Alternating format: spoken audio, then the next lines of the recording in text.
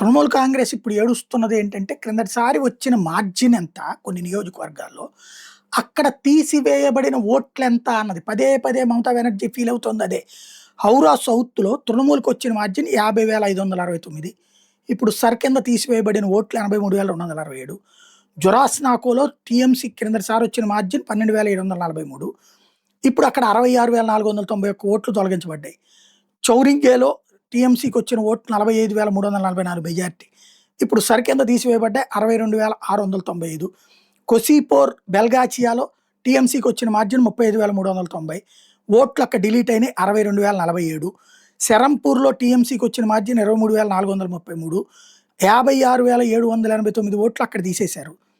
ఇప్పుడు అట్లా తీసివేయబడినటువంటి ఇంకా చూస్తే బెదంపూర్ తృణమూల్ కాంగ్రెస్‌కి 7,997 మార్జిన్. అక్కడ ఓట్లు డిలీట్ అయినాయి 54,064.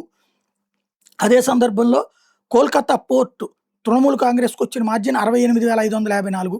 ఓట్లు తొలగించబడ్డాయి 51,696.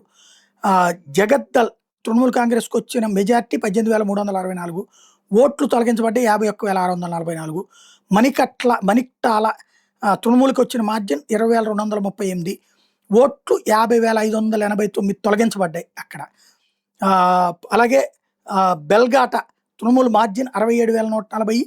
తొలగించబడినటువంటి ఓట్లు 50,007. ఇట్లాగా 50,000కి పైగా ఓట్లు తొలగించబడినటువంటి నియోజకవర్గాల్లో విజయం మీద అనుమానం ఉంది వాళ్ళకి.